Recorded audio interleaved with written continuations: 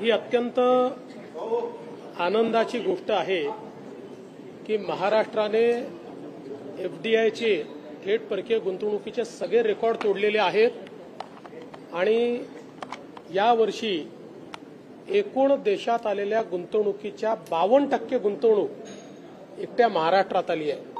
म्हणजे देशातल्या सगळ्या राज्यातली गुंतवणूक एकत्रित केली तरीही महाराष्ट्रातली गुंतवणूक त्यापेक्षा जास्त आहे। आपल्याला कल्पना आहे की 2020 साली 2021 साली महाराष्ट्र गुंतवणुकीत मागे गेला होता। 14 ते 19 आम्ही तो पहिल्या क्रमांकावर ठेवला होता। मग गुजरात आणि कर्नाटक पुढे गेलो होतं। ज्यावेळेस सरकार आल्यावर माझ्या पहिल्याच इंटरव्ह्यूत मी सांगितलं होतं की थेट परकीय गुंतवणुकीत पुन्हा महाराष्ट्राला क्रमांक 1 वर आणू। 22 मध्ये 23 मध्ये पुन्हा आम्ही त्याला पहिल्या क्रमांकावर आणलं आणि मागच्याही वर्षी आपण बघितलं असेल आपल्यानंतरची जी मोठी राज्य आहेत गुजरात असेल, कर्नाटक असेल, दिल्ली असेल यांच्या एकत्रित गुंतवणुकीपेक्षा जास्त गुंतवणूक आपल्याकडे आली होती। पण यावेळेस तर आपण सगळे रेकॉर्ड तोडलेले आहेत आणि 52% गुंतवणूक एकट्या महाराष्ट्रामध्ये आलेली आहे। मला असं वाटतं की जे लोक नरेटिव्ह तयार करण्याचा प्रयत्न करत होते महाराष्ट्रातनं उद्योग बाहेर चालले आहेत, महाराष्ट्रात हे होत आहे ते होत आहे, आज या आकड्याने त्यांना पूर्णपणे उत्तर मिळालेलं आहे। आणि आपण बघितलं असेल टोयोटा सारखी मेजर कंपनी, फोक्सवॅगन सारखी मेजर कंपनी या सगळ्या कंपन्या आता महाराष्ट्रात आहेत। सर, विरोधी पक्षनेते म्हणतायत वडेट्टीवार की एकंदरीत ही कागदेवरती घोडे नाचवण्याचा प्रकार आहे। गुजरात आहे तो आघाडीवर दिसतोय आणि गुन्हेगारीमध्ये महाराष्ट्र आघाडीवर आहे। असं आहे की वडेट्टीवार आणि काँग्रेस यांना गुजरातचंच गुणगान गाण्यामध्ये अधिक रस आहे। खरं म्हणजे मला तर आश्चर्य वाटतं की आपलं राज्य पहिल्या नंबरवर आल्यानंतर जे राज्य आपल्या कितीतरी मागे आहे ते राज्य पुढे असं म्हणणं हा महाराष्ट्रद्रोह नाही आहे, महाराष्ट्रद्रोही स्टेटमेंट नाही आहे।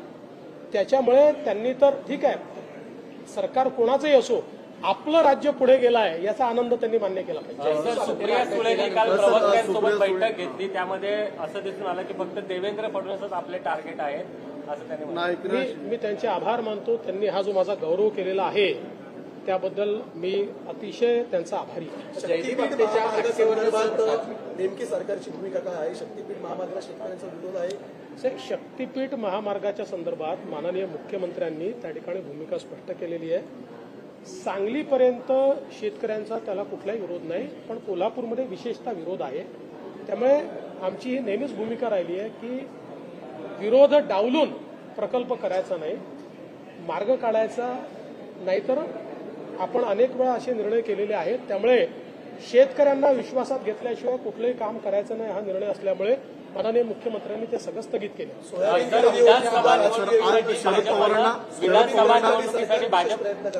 सोयाबीन खरेदी करता आपला जो सगळा नवीन माल आहे हा ऑक्टोबर शेवटी नोव्हेंबरमध्ये हा मार्केटमध्ये येईल।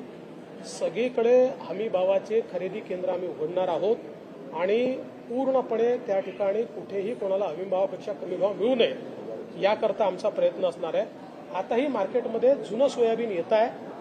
आता त्या संदर्भातही आम्ही केंद्र सरकारची चर्चा चालू केली आहे की तात्काळ आपण केंद्र उघडू, जुनं सोयाबीन आलं तरी देखील त्याला आताचा हमी भाव मिळाला पाहिजे असा प्रयत्न आपण केला। विधानसभा निवडणुकीसाठी राजकारण केलं जात आहे। संजय राऊत असं म्हणतायत की त्यांना वाचवण्यासाठी पूर्ण जी कायदेमंडळाची प्रभूच आहे ती भाजपची निगडीत त्यांनी रक्तातच बेईमानी असं आहे की संजय राऊतांना असल्या गोष्टी बोलण्याची सवय आहे। माझं तर मत आहे की बहुधा जयदीप आपटेला संजय राऊतनीच लपवून ठेवलं होतं।